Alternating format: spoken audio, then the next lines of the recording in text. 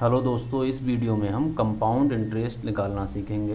Simple interest हम पहले ही निकालना सीख चुके हैं। सिंपल इंटरेस्ट का फार्मूला क्या होता है? P गुणा R गुणा T बटे 100।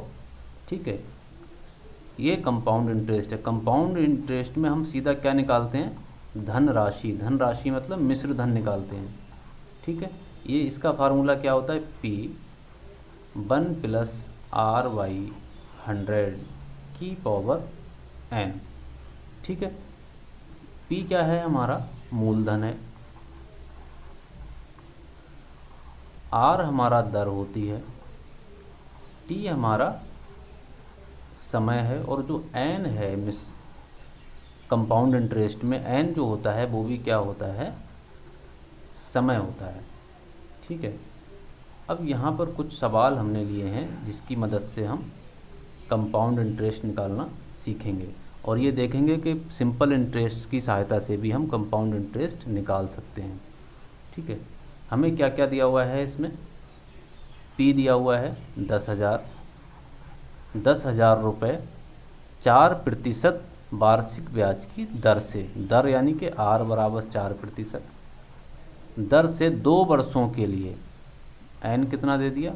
2 वर्षों के लिए चक्रवृद्धि ब्याज ज्ञात कीजिए।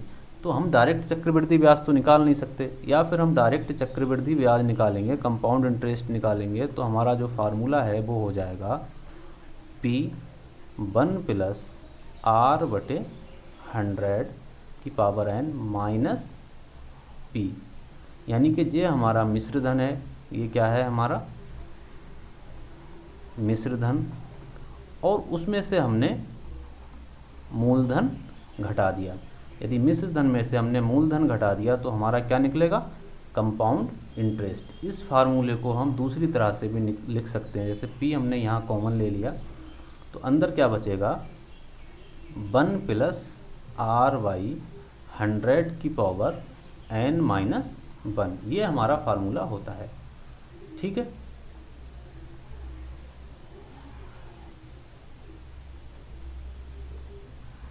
जब भी हमसे मिश्र धन पूछा जाएगा तो हम ये फार्मूला लगाएंगे, और कंपाउंड इंटरेस्ट पूछा जाएगा तो डायरेक्ट ये फार्मूला लगाएंगे। ठीक है,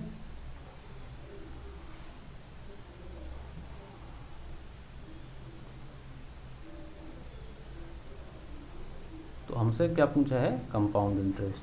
P हमारे पास कितना है? 10,000 है। 1 प्लस दर कितनी है हमारी? 4%। उसको हमने किससे भाग किया है? 100 से। 100 की पावर n माइनस 1। तो जो हमारा कंपाउंड इंटरेस्ट है वो कितना निकल के आएगा? 10,000 1 प्लस 4 से अगर 100 को भाग देंगे 1 बटा कितना हो जाएगा? 25 की पावर n की जगह 2 रख देंगे माइनस 1। तो ये हो गया हमारा 10,000। 25 और 1 की गुणा करेंगे, 25 एकम 25 और 1 26। 26 बटे 25 का स्क्वायर माइनस 1। ठीक है, अब 26 बटे 25 का स्क्वायर कितना आएगा? एक बार करके देख लेते हैं।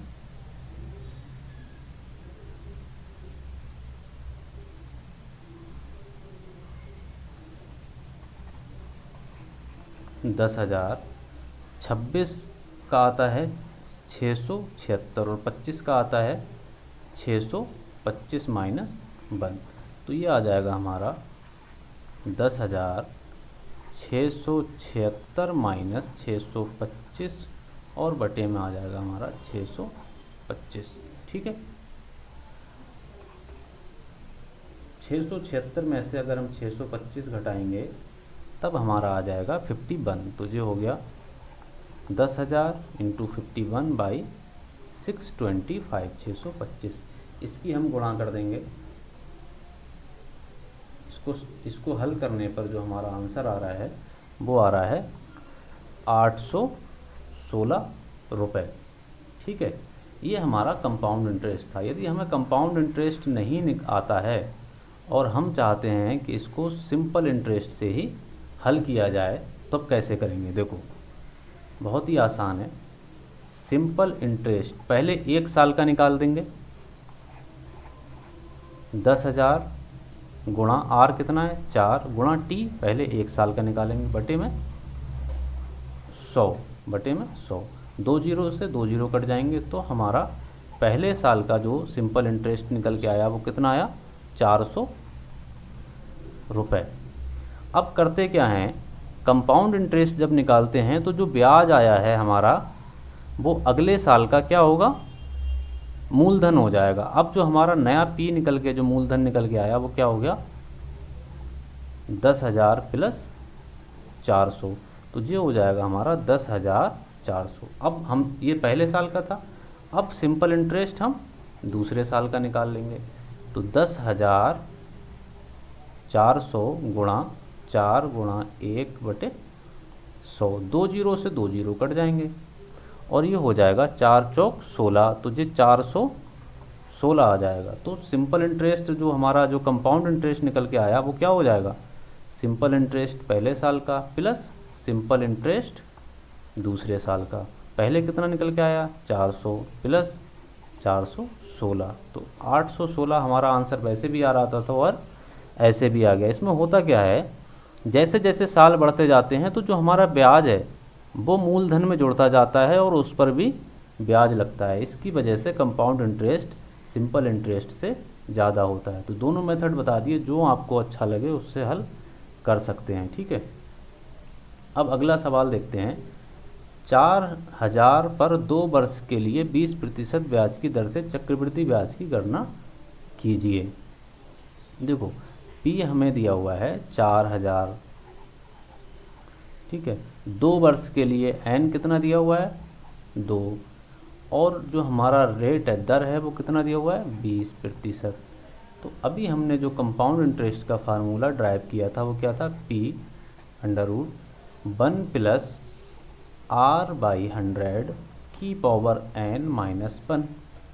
पी हमारा कितना है 4,000, ठीक है, 1 प्लस आर कितना है 20 बटे 100 की पावर 2, क्योंकि एन बराबर 2 है। तो जो हमारा आ गया वो हो गया 4,000 20 पंजे 100, तो 1 प्लस 1/5 की पावर 2 माइनस 1। ठीक है, ये हो जाएगा हमारा 4,000, 5 ये कम 5 और 1 6 का स्क्वायर बटे 5 का स्क्वायर माइनस 1। ठीक है, ये आ गया हमारा 4,000, 6 छंग 36 और 5 पंजे 25 बटे 25 बराबर 400 गुणा 36 में से 25 जाएगा 11 बटे 25। अब 400 को अगर हम 25 से भाग देंगे तो कितना आएगा 16, और 16 गुणे 11 कितना होता है 100, 16 गुणे 11 होता है 176। यही हमारा आंसर हो गया। अगर हम इसको दूसरे मेथड से करना चाहें तो पहले साल का सिंपल इंटरेस्ट निकाल लेंगे, कितना निकलेगा पी 4,000 आर 20 टी पहले साल का बटे 100, 2 जीरो से 2 जीरो कट गए। अब 40 दूनी 4 दूनी 8, तो ये कितना हो गया हमारा, नहीं हमने यहाँ पर कुछ ये 400, ये 4,000 है 400 नहीं है। ठीक है, तो 4,000 को अगर हम भाग देंगे 25 से 160 आएगा और इसको 11 से भाग देंगे तो 1760 आएगा। ठीक है, तो ये हो गया हमारा 800। अब नया प्रिंसिपल क्या हो गया, जो P2 आया वो हमारा कितना आया, ये पहले वर्ष का था प्रिंसिपल, ये दूसरे वर्ष का मूलधन हो गया, ये हो गया हमारा 4,800। अब सिंपल इंटरेस्ट अगर हम दूसरे साल का निकालेंगे तो 4,800 गुणा 20 गुणा 1 और बटे में आ गया हमारे 100। ठीक है, 2 जीरो से 2 जीरो कट जाएंगे और 48 दूनी 2 अट्ठे 16, 2 चौक 8 1 9, 960।